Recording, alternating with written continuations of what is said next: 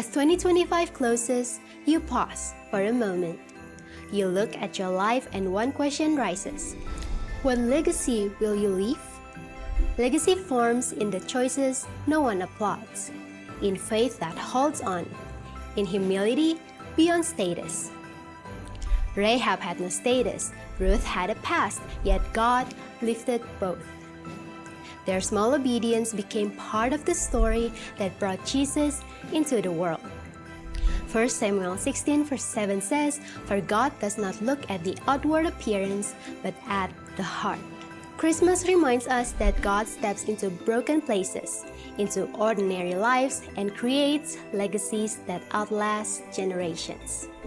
Choose God, who turns simple obedience into eternal impact. Let your legacy echo Jesus.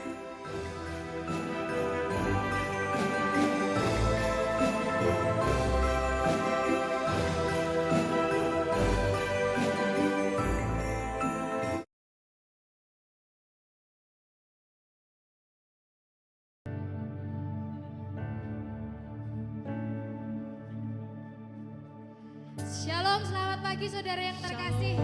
Mari kita bersorak-sorak buat kemuliaan nama Tuhan. Kita pujikan yang terbaik untuk kemuliaan namanya.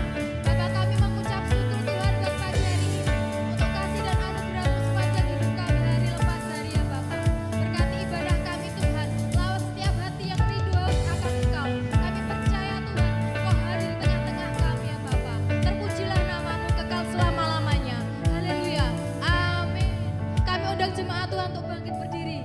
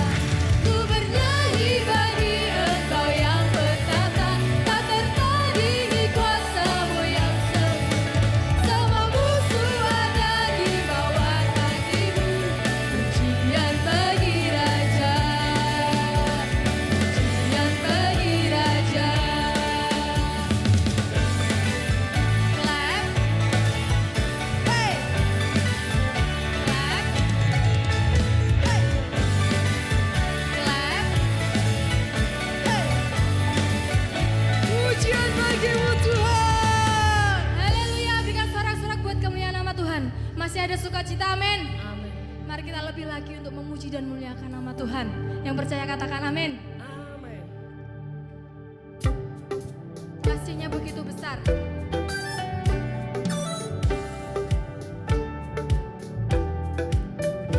Kasih yang begitu besar, lebih kuat dari dosa.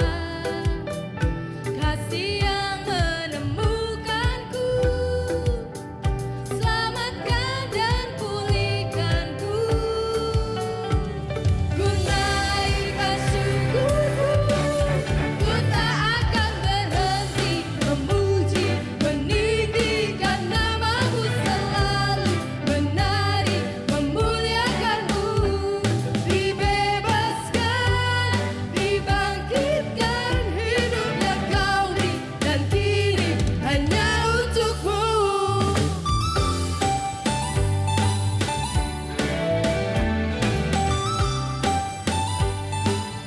Sama-sama naikkan. Kasih yang begitu besar, lebih kuat dari dosa. Kasih yang menemukanku, selamatkan dan pulihkanku. Ku naikkan syukurku, ku naikkan syukurku, ku tak akan berhenti memuji, meninggikan namamu selalu, menari, memuliakanmu. Dibebaskan, dibangkitkan, hidup yang kau beri, dan kini hanya untukmu.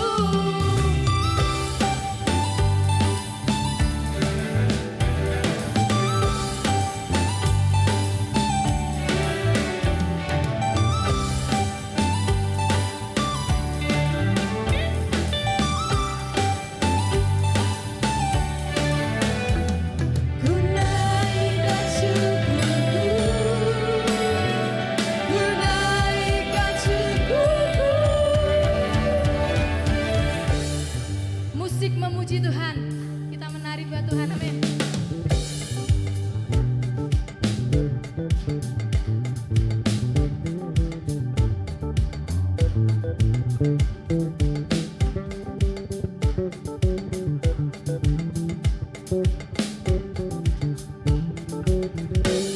Ku tak akan berhenti memuji, meninggikan namamu selalu, menari, memuliakanmu. Dibebaskan, dibangkitkan, hidup yang kau beri, dan kini hanya untukmu. Takkan berhenti meninggikan namamu. Dibebaskan, dibangkitkan, hidup yang kau beri, dan kini hanya untukmu. Hidup yang kau beri, dan kini hanya untukmu. Haleluya. Berikan sorak-sorak buat kemuliaan nama Tuhan. Silakan duduk kembali, tetap dalam hadirat Tuhan. Kami mengucap syukur Tuhan. Engkau sungguh baik dalam setiap kehidupan kami. Engkaulah jangkar dalam hidup kami Tuhan. Engkau yang bekerja dalam hidup kami. Kami mengucap syukur Tuhan.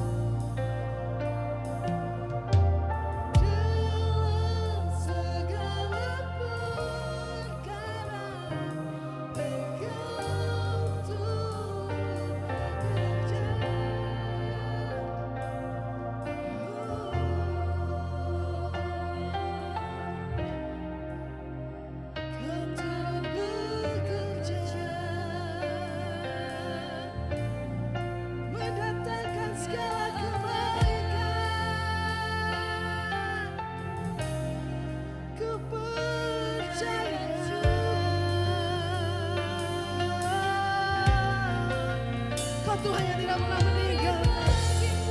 Hatiku melekat padamu, hatiku melekat padamu Tuhan.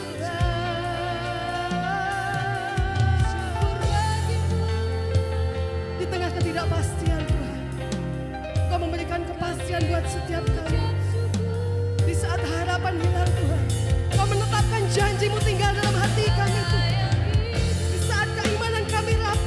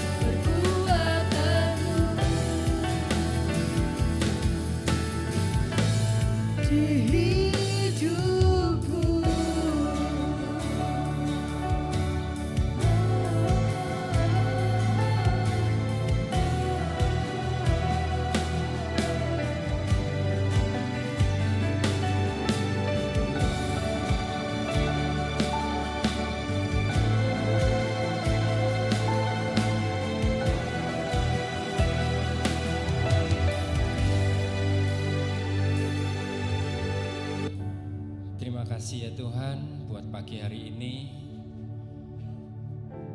Engkau begitu mengasihi hidup kami Tuhan, sehingga setiap kami boleh hadir kembali di tempat ini. Kami mau belajar, kami mau mengenal Engkau lebih lagi. Bapa, urapi setiap kami Tuhan, sertai dengan Roh Kudus-Mu, dan biarlah apa yang kami dengar dan apa yang kami pelajari pagi hari ini boleh berguna di dalam kehidupan kami dalam membangun iman dan percaya kepadamu. Urapi hamba-Mu Tuhan, supaya apa yang hamba-Mu ini sampaikan adalah benar dan oleh karena pencerahan Roh Kudus-Mu. Terima kasih Bapa, di dalam nama Tuhan Yesus hamba-Mu sudah berdoa. Amin. Selamat pagi Bapak Ibu Saudara sekalian.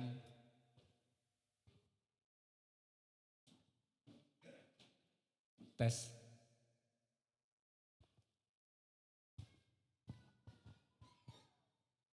Ada yang diberkati hari ini? Masih merasakan kasih Tuhan dalam hidup kita? Ya, pagi ini tema yang saya mau sampaikan adalah tentang penciptaan manusia, di mana kita diciptakan segambar dan serupa dengan Allah. Mungkin seringkali kita membaca, kita mendengar bahwa Allah kok menyamakan dirinya dengan ciptaan. Allah kok lemah sekali. Tidak. Allah memberikan kehormatan begitu besar kepada setiap kita orang yang percaya dengan memberikan kita sebagai gambaran daripada dirinya sendiri, bukan sebaliknya. Ya. Mari kita buka kitab Kejadian 1 ayat 26, di mana dinyatakan di sana bahwa kita diciptakan itu memang benar-benar serupa dengan rupa dan gambar Allah. Baiklah, kita menjadikan manusia menurut gambar dan rupa kita, supaya mereka berkuasa atas ikan-ikan di laut dan burung-burung di udara dan atas ternak dan atas seluruh bumi dan atas segala binatang melata yang merayap di bumi. Puji Tuhan bahwa penciptaan manusia itu tujuannya adalah supaya kita ini menguasai bumi yang Allah ciptakan. Bukan sebagai penghuni semata, tetapi kita diberikan mandat berupa agar kita berkuasa atas apa yang Allah sudah ciptakan. Identitas kita bukanlah identitas secara lahir seperti yang nampak dari luar, tapi lebih dalam dari itu, bahwa identitas kita adalah berasal dari Allah. Seperti juga para penemu atau pelukis, mereka biasanya membubuhkan tanda tangan atau inisialnya atas apa yang dia sudah ciptakan. Nah, kita sebagai manusia, sebagai ciptaan dari Allah, demikian juga bahwa di dalam diri kita itu ada banyak tanda-tanda atau inisial atau signature, ya, tanda tangan yang menegaskan bahwa kita ini adalah ciptaannya. Salah satunya apa? Kita bernafas ini dari mana? Nafas kita adalah nafas yang dihembuskan oleh Allah pada saat Adam diciptakan. Jadi makna dari segambar dengan Allah, kita itu diciptakan punya akal budi sehingga kita mampu berpikir. Dan kita juga sebagai makhluk yang ciptaan yang luar biasa, kita itu punya kehendak bebas. Kita punya kemampuan untuk memilih, melakukan ini, melakukan itu, mana yang diprioritaskan. Artinya kita mempunyai kemampuan untuk memilih dan memilah. Yang ketiga, kita punya kreativitas. Manusia modern, manusia zaman dulu sekalipun, mereka mempunyai kemampuan untuk menciptakan sesuatu berupa alat-alat untuk menunjang kehidupannya. Dan yang terakhir adalah yang menjadi penyebab di mana manusia jatuh dalam dosa. Di mana manusia pertama pada waktu itu, Hawa, merasakan bahwa ada sesuatu yang kurang dari dirinya. Ketika iblis menjelaskan bahwa buah yang dilarang oleh Allah itu sebetulnya tidak akan membuat manusia mati, melainkan akan menjadi sama dengan Allah,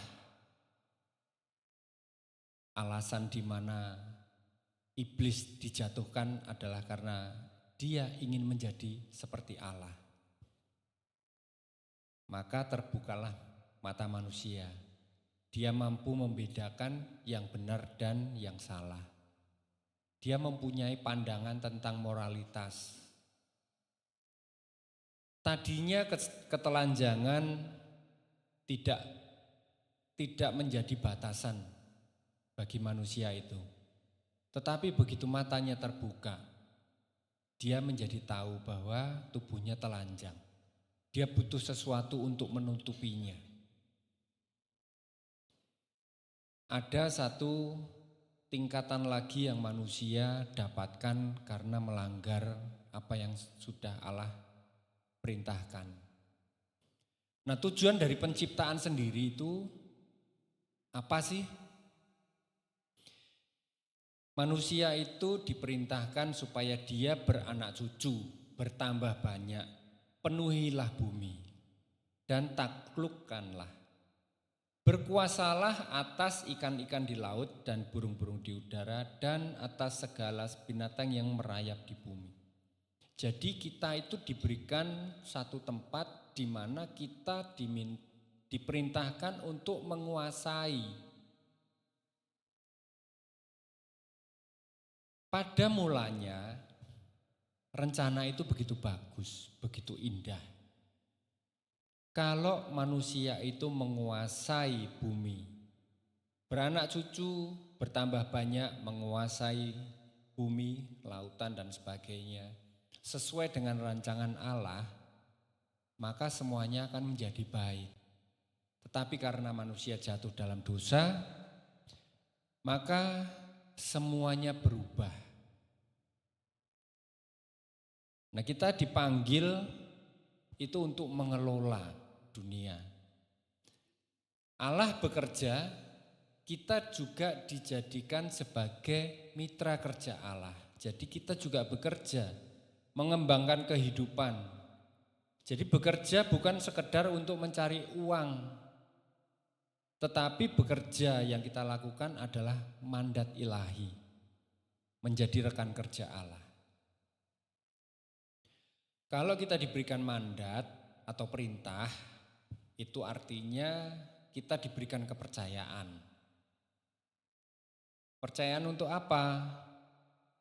Kepercayaan untuk mengelola bumi dengan bijaksana.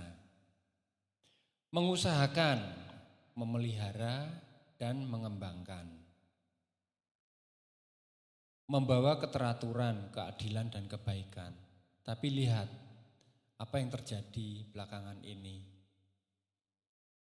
Hancur semua oleh tangan-tangan manusia. Buktinya apa? Ketika musim seperti ini, musim hujan, banjir di mana-mana. Kenapa? Pengelolaan sumber dayanya sudah tidak lagi memperhatikan keseimbangan antara apa yang mereka ambil dan harusnya ada yang mereka tanam kembali. Tapi hari-hari ini yang terjadi sebaliknya. Semuanya diambil. Kita lihat di Sumatera, kita lihat di Aceh hari-hari ini. Berapa banyak hutan yang hancur, berapa banyak rumah yang terendam oleh banjir, berapa banyak korban yang meninggal. Padahal rencana Allah tidaklah seperti itu. Harusnya dikelola dengan bijaksana, supaya alam memberikan hasilnya dan kita juga mengembalikan sebagian untuk alam. Gambar dari Allah yang begitu indah kemudian rusak saat manusia jatuh dalam dosa. Buka Kejadian 3 ayat 6. Ada yang bisa membantu untuk membacakan?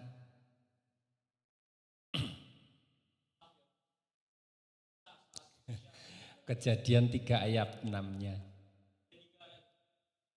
Sebentar. Saya bukakan aja ya.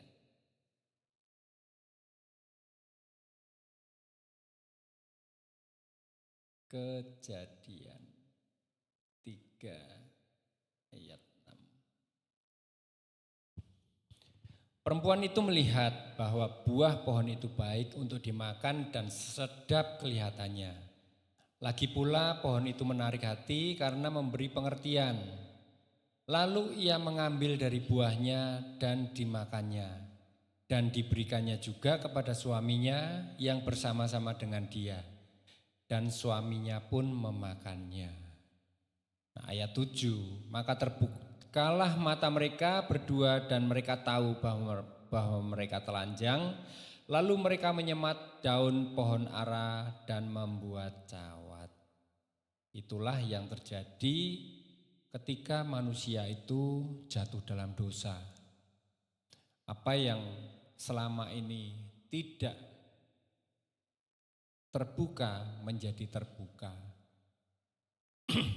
Maka di slide yang sebelumnya, kenapa moralitas saya taruh di paling bawah? Karena itulah yang diperoleh ketika manusia melanggar apa yang Allah sudah larang. Nah, akibatnya apa setelah manusia itu jatuh dalam dosa? Ada 4 hal. Yang pertama, Allah sebutkan permusuhan antara ular dan keturunan perempuan itu. Yang kedua, tanah dikutuk.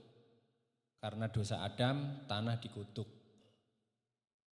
Manusia bersusah payah mengupayakan tanah agar memberikan hasil.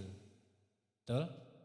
Sekarang orang harus mengolah tanah untuk bertani, bercocok tanam dan sebagainya. Kemudian satu hal lagi yaitu perempuan dibuat bersusah payah saat mengandung dan melahirkan. Ini adalah akibat dari dosa, tetapi yang terlebih dari semua ini akibat dari dosa adalah maut. Buktinya meskipun Adam usianya sampai 900 tahun lebih, tapi toh akhirnya mati. Dan tidak ada satupun manusia hingga hari ini yang tidak bisa mati. Semuanya mati. Itu adalah akibat dari dosa. Tetapi Allah kita itu Allah yang penuh kasih. Meskipun manusia sudah jatuh dalam dosa, Allah kita merancang kembali. Supaya bagaimanapun ciptaannya yang dikasihinya itu suatu saat kelak harus kembali kepada Dia. Tubuh kita tidak mungkin bisa bertemu dengan Allah secara langsung karena tidak ada satupun yang hidup yang bisa melihat Allah. Kecuali Musa diizinkan Allah. Itu pun Musa melihat punggungnya Allah di dalam gua dan dia pun ditutupin. Jadi tidak bertemu muka dengan muka. Nah, dalam Roma 5 ayat 15, di situ disebutkan, tetapi karunia Allah tidaklah sama dengan pelanggaran Adam. Sebab jika karena pelanggaran satu orang, semua orang telah jatuh di dalam kuasa maut, jauh lebih besar lagi kasih karunia Allah dan karunia-Nya yang dilimpahkannya atas semua orang karena satu orang, yaitu Yesus Kristus. Tuhan Yesus yang sudah mati menebus dosa kita, Dialah yang mengembalikan fitrah orang-orang yang mau percaya dan menerima Yesus sebagai juru selamatnya. Kita dipulihkan, kita diberikan sebuah kehormatan. Kita bisa memanggil Allah sebagai Bapak kita. Ini adalah sebuah karunia, kasih karunia yang sungguh sangat luar biasa. Sehingga apa yang dilakukan oleh Yesus di dalam misi penebusannya mengembalikan kita, mengembalikan citra kita kepada rancangan yang mula-mula. Terima kasih, mari kita berdoa. Tuhan, kami belajar dari firman yang pendek pagi ini, tetapi kami temukan satu hal Tuhan, bahwa Allah Bapa adalah Allah yang penuh kasih. Sehingga setiap dosa, setiap kesalahan kami, anak-anak-Mu ini, Engkau hapuskan melalui karya penebusan Putra-Mu yang tunggal, Tuhan Yesus Kristus. Kami bersyukur Tuhan, di saat kami berserak kehilangan arah, Engkau menemukan kami dan mengumpulkan kami dalam satu wadah di gereja-Mu di tempat ini. Kami percaya, kami beriman bukan karena kami menemukan Engkau, namun sebaliknya Engkaulah yang menemukan kami dan membawa kami datang kepadamu Tuhan. Oleh sebab itu pimpin dalam setiap aspek kehidupan kami Tuhan, supaya apapun yang kami lakukan, kami selalu ingat akan kasih-Mu. Bahwa jalan menuju ke surga bukanlah upaya setiap kami, melainkan karena kasih karunia yang Engkau limpahkan atas hidup kami. Sehingga dari ketidaklayakan kami Tuhan, Engkau hapuskan segalanya, segala dosa dan kesalahan kami, dan Engkau menjadikan kami layak untuk datang kepadamu. Terima kasih untuk hari ini, dan terima kasih untuk rancangan-Mu atas hidup kami, yang kami percaya dan kami imani. Rancangan-Mu adalah rancangan yang indah, rancangan yang penuh damai sejahtera. Bapa, jika ada sebagian dari anak-anak-Mu di tempat ini yang tidak dapat hadir karena mungkin pekerjaan, kesibukannya, atau karena sakit penyakit Tuhan, Tuhan jamah, Tuhan berikan pemulihan. Yang begitu sibuk, Tuhan berikan kerinduan untuk kembali hadir di tempat ini. Untuk saudara kami Hosea Tuhan yang saat ini terbaring sakit, Apapun kondisinya, Tuhan jamah, Tuhan berikan kesehatan dan Tuhan pulihkan. Supaya pada saat kami merayakan hari kelahiran putramu, Hosea sudah berada di tengah-tengah kami. Terima kasih, di dalam nama Tuhan Yesus kami sudah berdoa. Amin. Terima kasih Bapa, apa yang sudah kami dengar dimeteraikan di dalam hati kami, sehingga kami dikembalikan kepada citra yang berasal daripadamu. Berkati hambamu dalam berkat keluarga, berkat rumah tangga, berkat pekerjaan, juga berkat dalam pelayanan. Bapa, kami hendak mengucap syukur, mengumpulkan apa yang sudah Engkau berikan, sebagian dari berkat pemeliharaanmu, dengan sukacita dan dengan kerelaan kami hendak himpun bersama untuk mendukung pekerjaan pelayan dalam gereja ini. Dari pulau-pulau, lembah-lembah, gunung-gunung yang tinggi, Allahku dahsyat berkuasa, seluruh bumi sujud menyembah, tinggikan namamu. Allahku dahsyat berkuasa, seluruh bumi sujud menyembah, tinggikan namamu.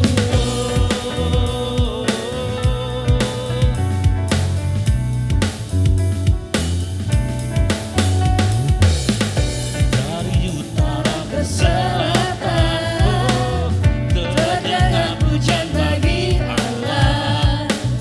Dari barat sampai ke timur, nama Yesus disanjung tinggi. Dari pulau-pulau, lembah-lembah, gunung-gunung yang tinggi, Allahku dahsyat berkuasa, seluruh bumi sujud menyembah, tinggikan namamu. Allahku dahsyat berkuasa, seluruh bumi sujud menyembah, tinggikan namamu.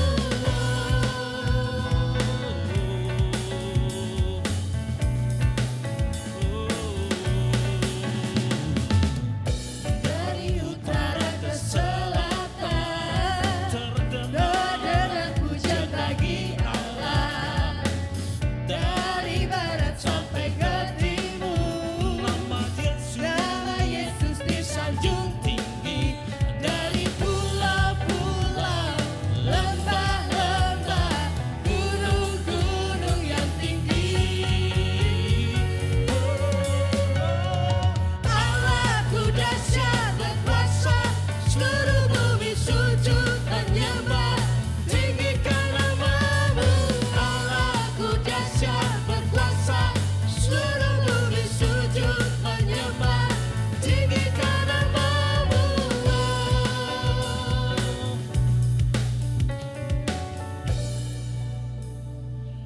Aku percaya kepada Allah Bapa yang Maha Kuasa, Halik langit dan bumi, dan kepada Yesus Kristus Putranya yang tunggal Tuhan kita, yang dikandung dari Roh Kudus, lahir dari anak darah Maria, yang menderita sengsara di bawah pemerintahan Pontius Pilatus, disalibkan, mati dan dikuburkan, turun ke dalam kerajaan maut, dan pada hari yang ketiga bangkit pula dari antara orang mati, naik ke surga, duduk di sebelah kanan Allah Bapa yang Maha Kuasa, dan akan datang dari sana untuk menghakimi orang yang hidup dan yang mati. Aku percaya kepada Roh Kudus, gereja yang kudus dan am, persekutuan orang-orang kudus, pengampunan dosa, kebangkitan orang mati, dan hidup yang kekal. Tuhan, ini jemaat-Mu semua hendak menyapa Engkau yang menjadi Bapa orang tua kami. Bapa kami yang ada di surga, dikuduskanlah namamu, datanglah kerajaan-Mu, jadilah kehendak-Mu di bumi seperti di surga. berikanlah kepada kami pada hari ini makanan kami yang secukupnya, dan ampunilah kami akan segala kesalahan kami, seperti kami juga mengampuni orang yang bersalah kepada kami. Dan janganlah membawa kami ke dalam pencobaan, tetapi lepaskanlah kami dari segala yang jahat. Karena Engkaulah yang mempunyai kerajaan, kuasa, dan kemuliaan sampai selama-lamanya. Kami angkat kedua belah tangan kami, mengarahkan hati kepada Engkau dengan percaya, dengan iman kami. Dicurahkanlah segala berkat, kemuliaan, kemenangan, kepandaian, kecerdasan, kesuburan, di dalam nama Allah Bapa di surga, kasih karunia Sang Putra Tunggal Tuhan Yesus Kristus, serta pernyataan dan meterai dari Roh Kudus, sampai Tuhan datang yang kedua kali, dan sampai selama-lamanya. Semua yang percaya berkata bersama, amin.